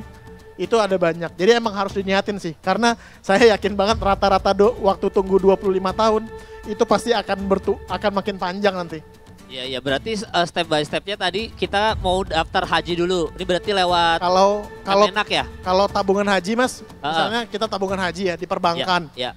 Itu kita mungkin nggak bisa langsung dapat nomor antrian. Oke. Jadi at least kita nabung haji ke perbankan misalnya abang apa gitu ya. Nggak usah sebut merek lah, Bank A misalnya. Itu tabungan hajinya harus menyentuh level tertentu dulu baru dapat antrian haji. Itu misalnya ongkos naik haji tadi 30 juta. Kita harus nabung sampai 25 juta dulu misalnya. Baru kita dapat nomor antrian haji gitu.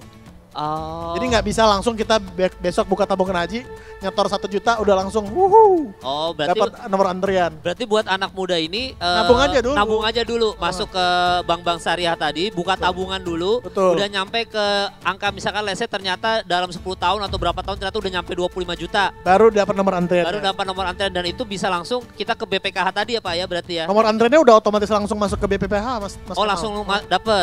Jadi begitu dapat nomor antrian itu kita udah bisa akses ke sistemnya BPKH. Kapan berangkatnya, berapa sisa yang belum dibayar gitu-gitu. Berarti canggih ya? Iya, canggih. Kelihatan belum pernah buka websitenya BPKH. Iya, baru tahu makanya Iya. ini kayaknya bakal nominalnya sih mungkin kalau buat sekarang udah sampai sebenarnya. Cuma kan berarti saya butuh BPKH-nya untuk mengelolanya ini. Gak usah langsung ke bank aja Mas. Oke. Bisa ke tabungan haji. Jadi instrumen naik haji itu sekarang udah banyak di pasar. Ke perbankan udah ada tabungan haji. Di Pegadaian kalau nggak salah saya, sebut merek tapi nggak apa-apa BUMN. Pegadaian udah ada tabungan emas khusus untuk naik haji. Jadi ketika nyampe udah berapa gram emasnya, itu udah otomatis dapat antrian. Kalau mau nabung sendiri pakai reksadana juga udah bisa. Jadi BPKH tuh nggak menerima tabungan individual Mas. Iya. Jadi mereka itu udah dikumpulin oleh perbankan baru ke BPKH gitu. Iya buat dikelola tadi kan keuangannya kan. Jadi buat generasi muda yang yakin deh 10 tahun lagi pasti masa tunggunya udah nggak kayak sekarang. Yakin banget saya. Iya bener, makanya harus mulai dari sekarang ya. Kalau nggak mulai dari sekarang ntar uset. Orang Malaysia itu ngiri sama kita, mereka di sana ngantrinya 100 tahun. Di Malaysia ya? Gila kita 40 paling lama 40-60 tahun, 40 tahun ya. Kalau informasi terakhir, mereka udah di angka 140 tahun masa tunggunya. Sekarang Malaysia? Gila umur kita aja 140 tahun. Apalagi gaya hidup sekarang. Tapi begini nih. Khusus buat negara Indonesia dan Malaysia, ya, itu syarat wajib hajinya memang harus ditambah. Kalau kita belajar fikih, ya hampir di semua mazhab mengatakan syarat wajib haji itu kan ada 5 ya. Yang pertama itu adalah Islam. Kalau Islam nggak wajib kan? Ya. Yang kedua itu baligh. Ya. Yang ketiga itu berakal. Yang keempat itu merdeka. Yang kelima itu istitoah. Punya kemampuan. Tapi khusus untuk Indonesia dan Malaysia kelihatannya karena antrinya panjang harus tambah satu syarat lagi. Apa syaratnya? Harus mendaftar. Harus mendaftar.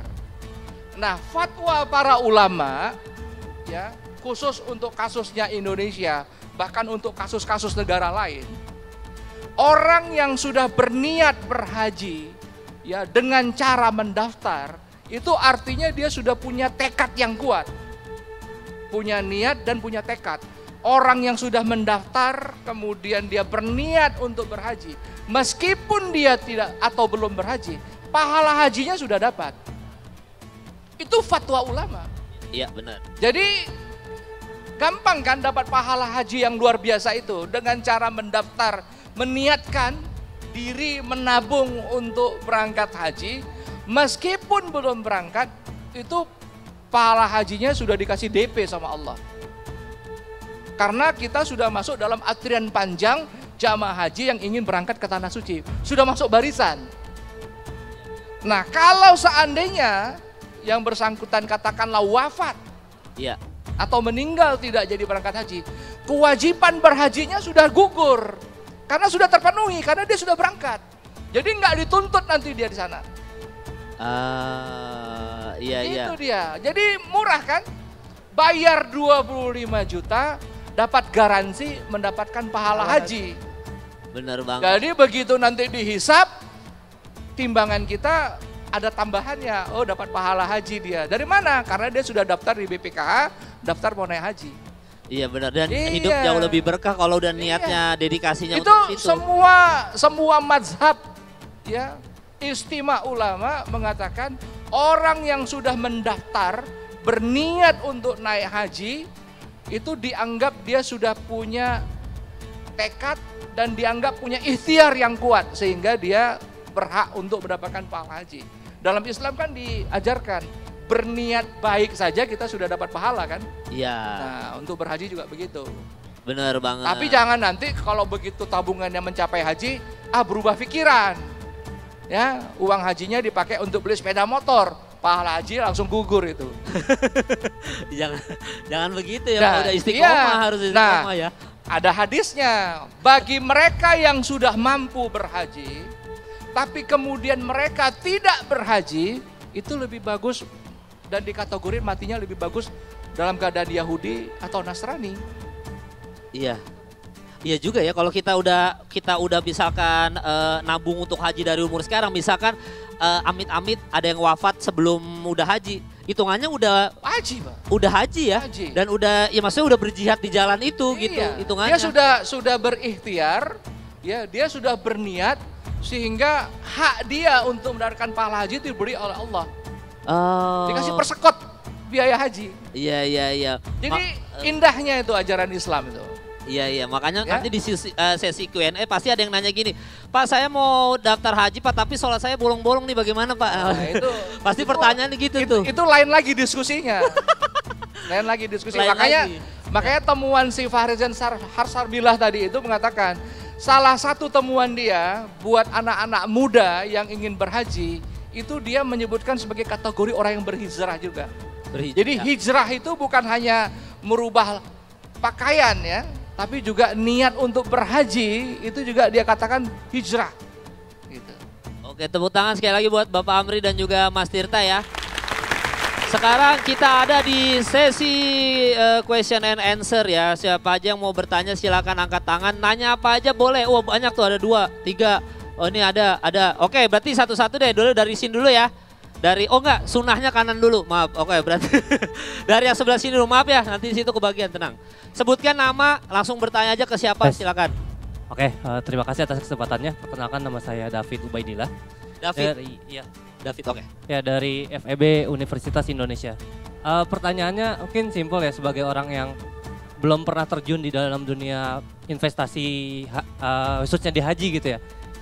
Maksudnya kan tadi biaya untuk naik haji itu 90 juta per orang ya, per jamaah gitu.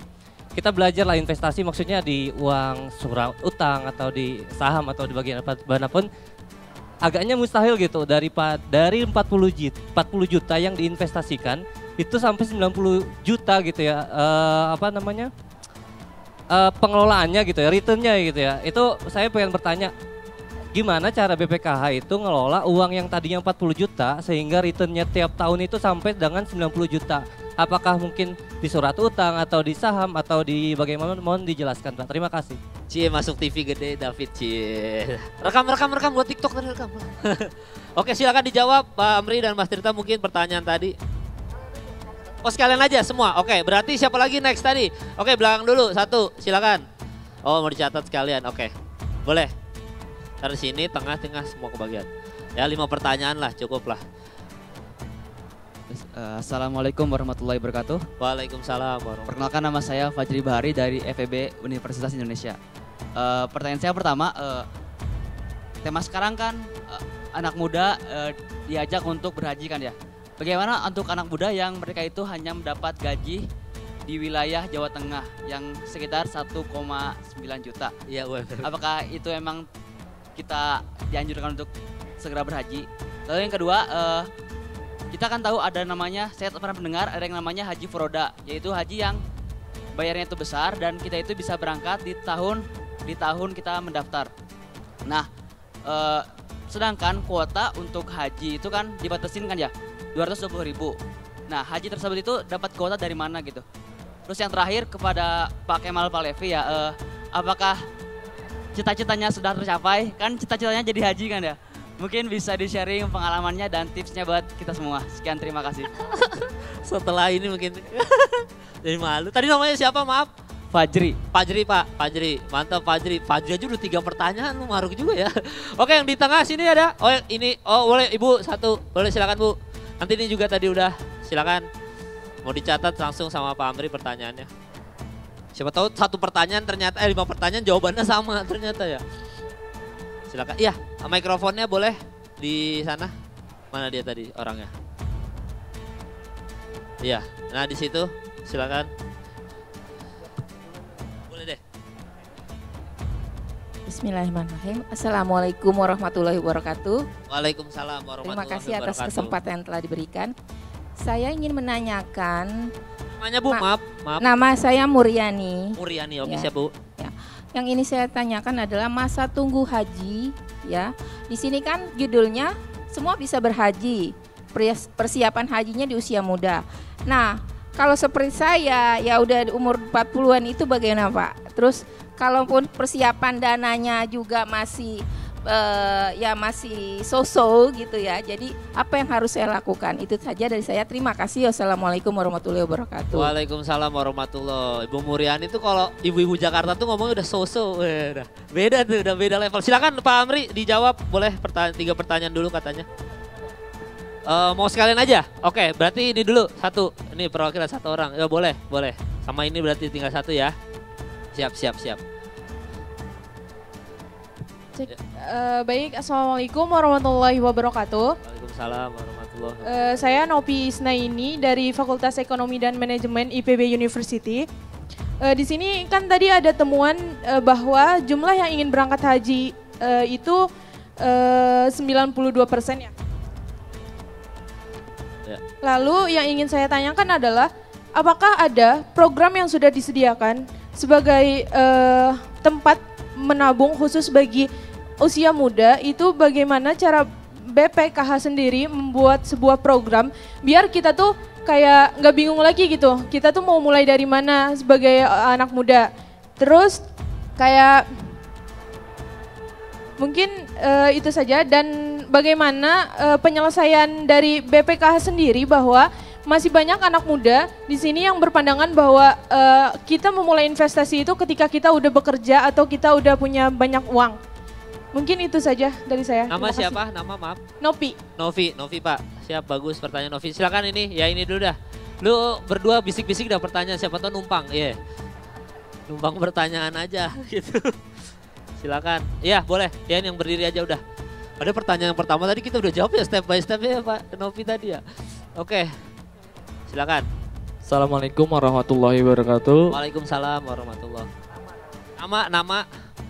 Ya. Perkenalkan, nama saya Rafli Andika, saya dari Universitas Islam 45 Bekasi, dari Bekasi. Oke, kita ingin bertanya kepada Bapak, kepada pengelola BPKH. Yaitu yang kita ketahui ya Pak, yang kita ketahui itu setiap kabupaten atau kota itu banyak orang yang ingin haji, tentunya anak-anak muda di kalangan kita semua ya. Terus setiap daerah itu punya lembaga KBIH. Untuk KBIH itu kayak kelompok badan ibadah haji. Nah, KBIH ini apakah sudah bekerja sama dengan BPKH?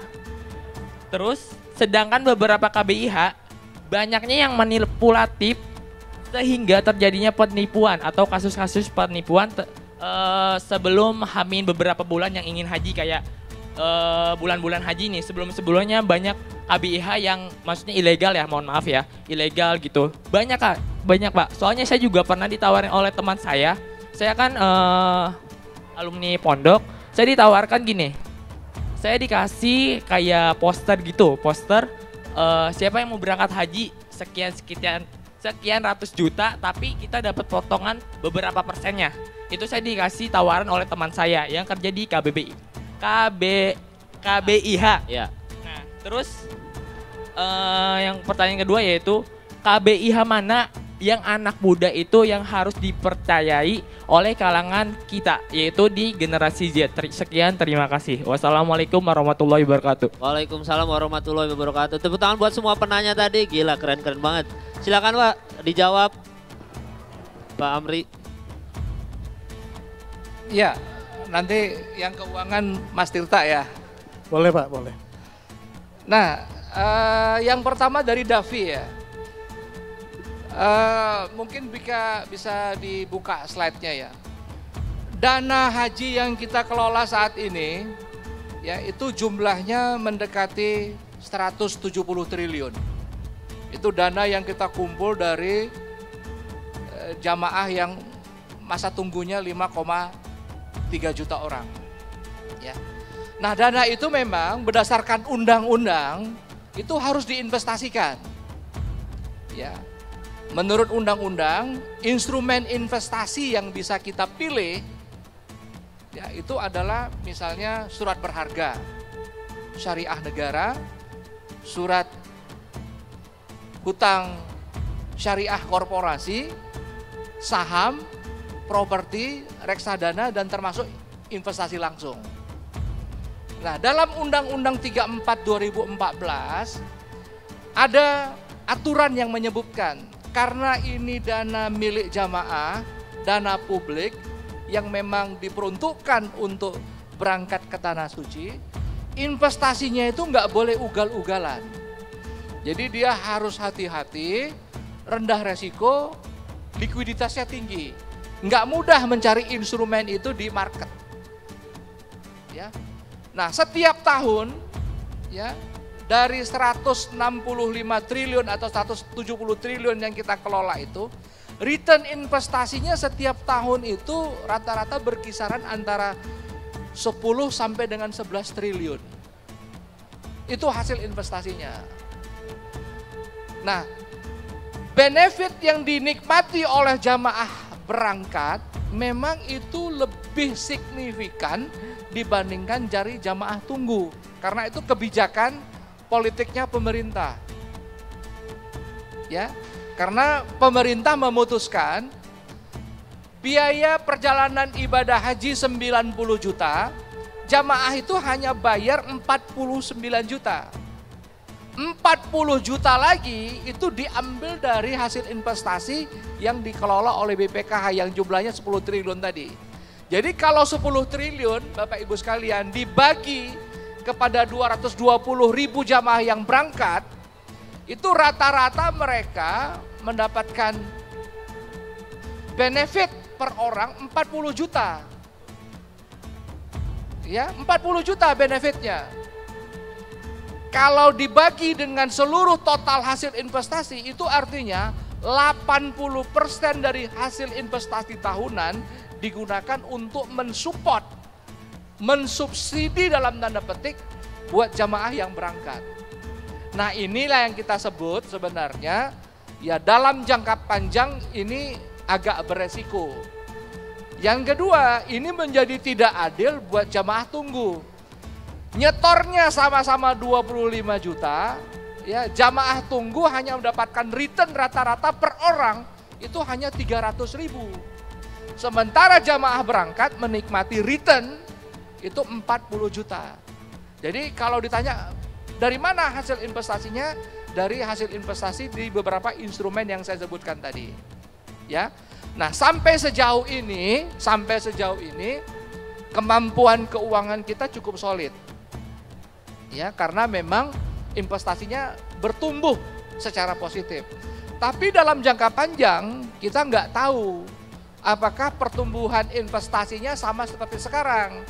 Kalau mengalami krisis, apalagi sekarang krisisnya jangkanya sangat pendek, kita khawatir dana haji yang dikelola oleh BPKH itu bisa tidak mampu mensubsidi jamaah tunggu yang akan berangkat 10, 15 atau 20 tahun yang akan datang. Makanya kita usulkan kepada pemerintah skema pembiayaan haji antara yang ditanggung oleh jamaah dan ditanggung oleh BPKH itu komposisinya harus dirasionalisasi. Jadi kalau Anda tanya, investasi kita memang setiap tahun itu positif. Ya, kalau pakai angka relatif, ya. Return kita itu rata-rata ya, rata-rata itu di angka 6,8% per tahun. Ya. Ini masih lebih bagus dibandingkan hasil investasinya dana pensiun.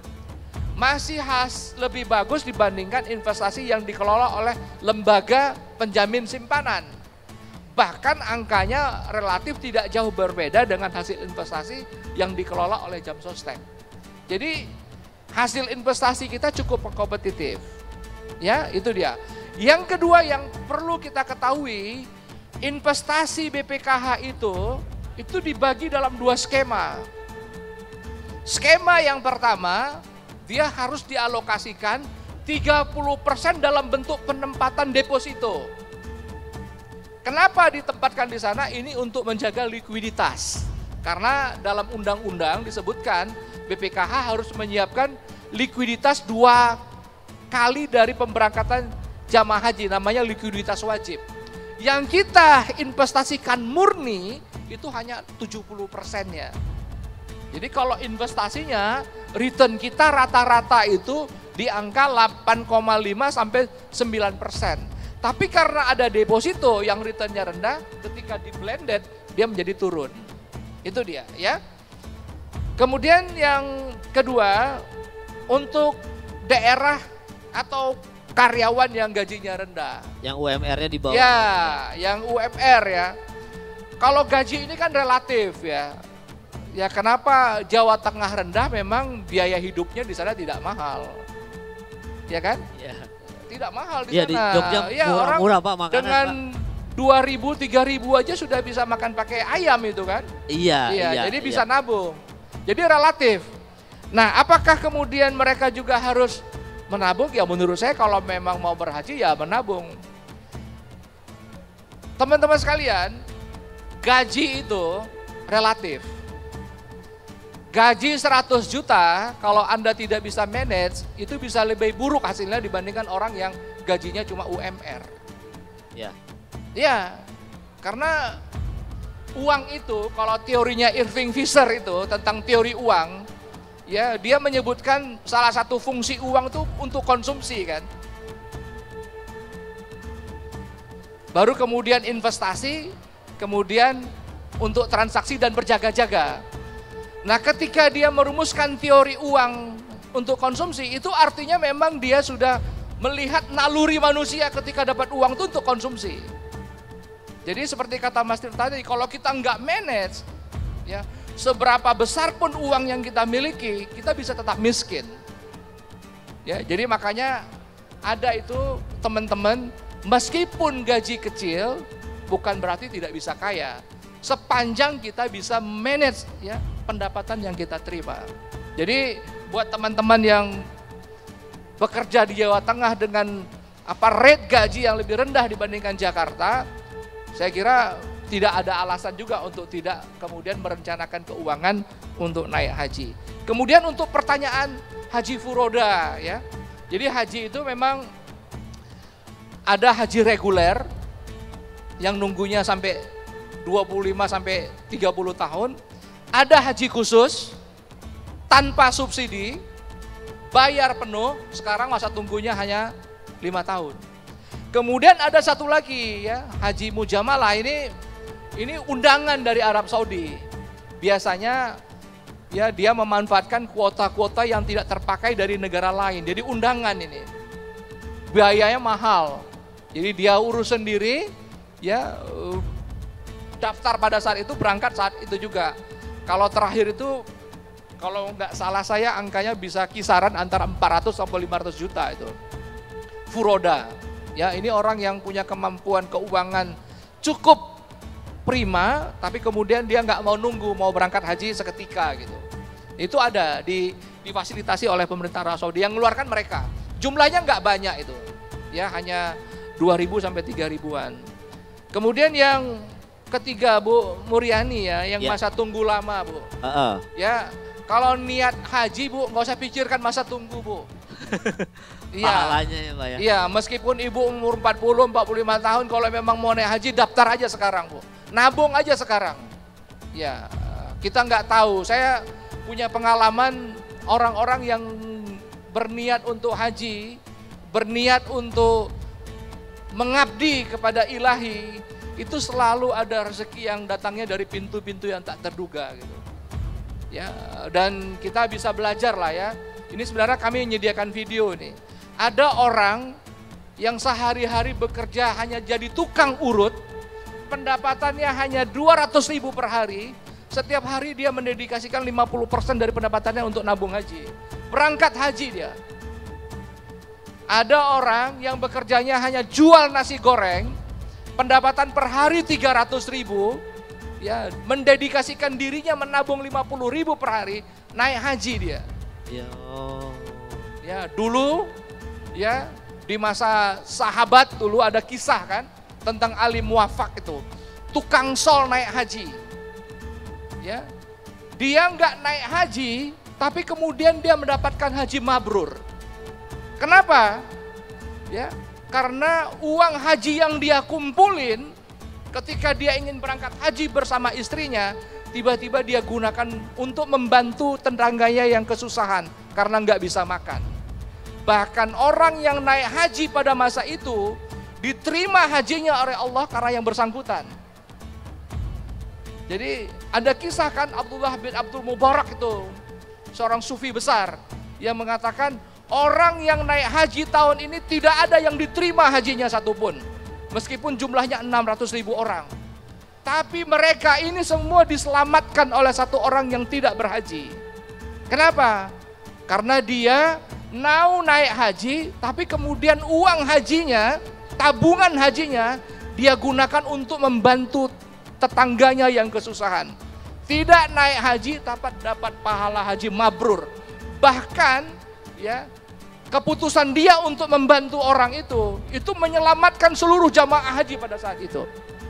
Jadi Bu, meskipun usianya sudah di atas 40, tidak muda lagi, tekadkan aja Bu, supaya dapat pahala hajinya.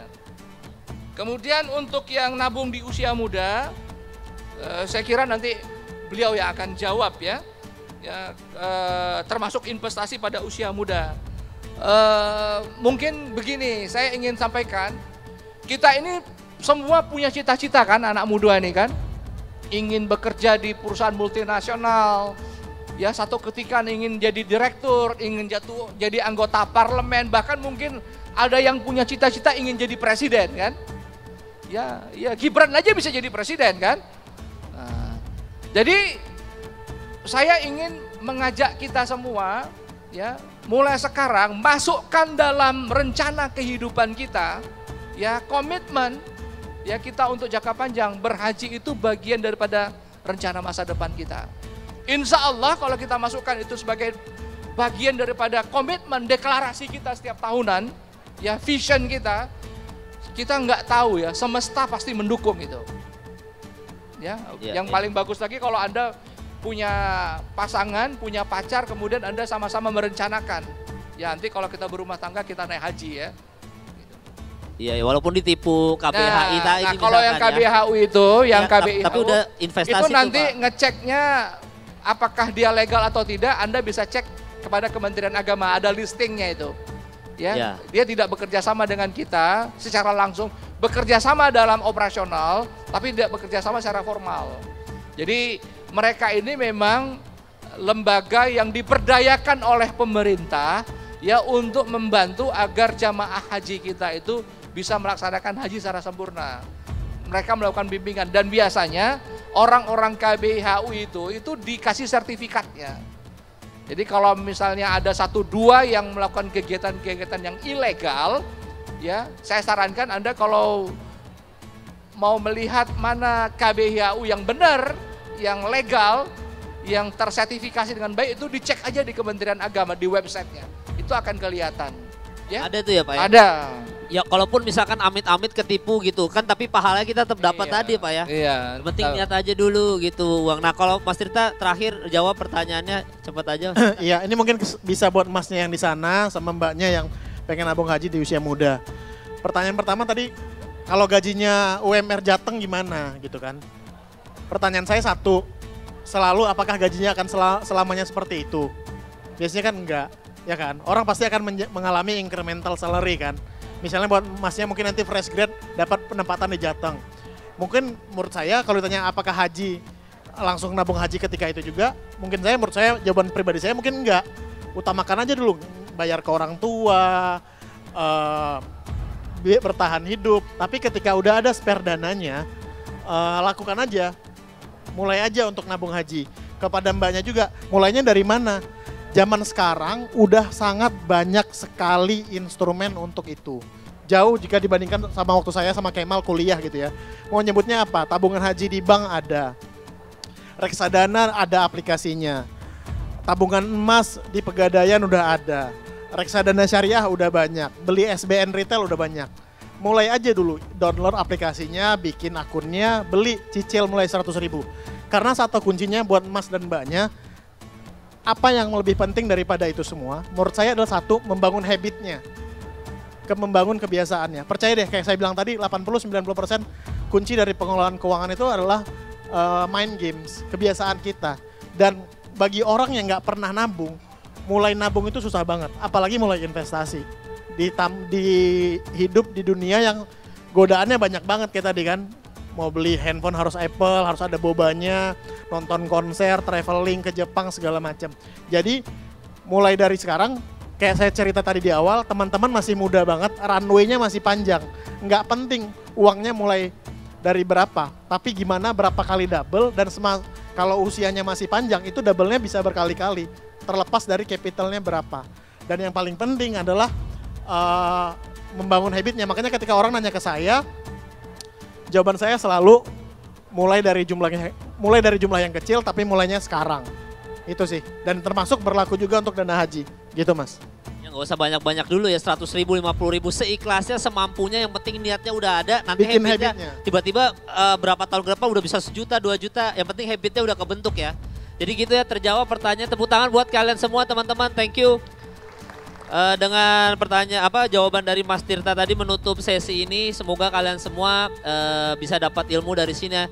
Dari Bapak Amri, dari juga Mas Tirta. Semoga Bapak Amri juga sama Mas Tirta pahalanya nggak putus-putus. Karena ini ilmu yang bermanfaat Pak Mas ya kan. Dan kalian yang penting niatnya dulu aja, mau nabung 10.000 kayak 50.000. Yang penting bentuk dulu habitnya. Nanti kalau ada rezeki itu ada aja magis tuh. Yang penting niatnya udah baik aja, hidup ini mau yang lurus-lurus aja, insya Allah mah ada-ada aja. Dan saya selaku host ingin mengingatkan bahwa untuk jangan lupa mengunjungi pameran produk halal dan juga Modest Fashion, di mana kalian semua bisa menemukan berbagai produk halal oleh pelaku usaha syariah di sektor makanan dan minuman halal. Ada juga fashion muslim dan lembaga keuangan syariah. Jadi akhir kata dari saya host Kemal Palevi, dari Bapak Amri dan Mas Tirta mewakili. Mohon maaf atas kesalahan yang ada di sesi kali ini. Namanya manusia, tempatnya hilaf, tempatnya salah, informasi yang salah-salah, yang baik-baik diambil, yang buruk-buruk dibuang aja silakan. Oke, undur diri, sampai bertemu di sesi selanjutnya. Saya Kemal Palevi, assalamualaikum warahmatullahi ta'ala wabarakatuh. Terima kasih kepada moderator dan narasumber. Kami mohon untuk berkenan di atas panggung. Selanjutnya penyerahan apresiasi oleh BPKH Bapak Amri Yusuf kepada moderator Mas Kemal Pahlevi dan juga narasumber Mas Tirta Prayuda. Kami persilakan kepada Pak Amri untuk menyerahkan plakat ke moderator Mas Kemal Pahlevi.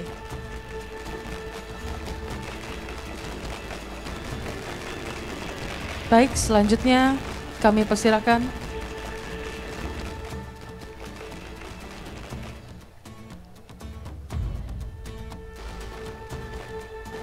Baik, terima kasih. Selanjutnya kami persilakan Bapak Amri untuk menyerahkan apresiasi kepada Mas Tirta Prayuda.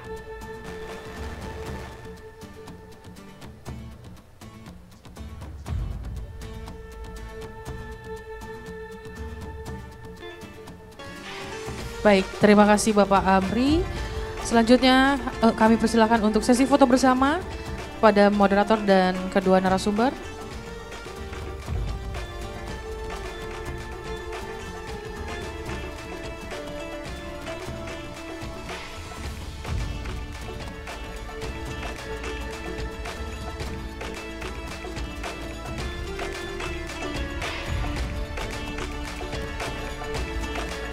Baik, foto bersama dalam, ya silakan bersiap-siap.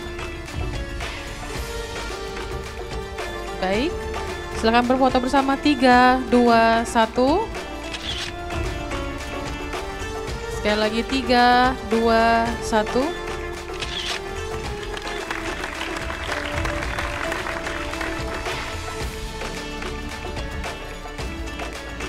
Baik, terima kasih kepada moderator dan juga narasumber. Terima kasih kepada BPKH. Kepada peserta talk show, kami persilahkan untuk mengambil konsumsi dari BPKH. Posisinya berada di sebelah kiri panggung. Terima kasih.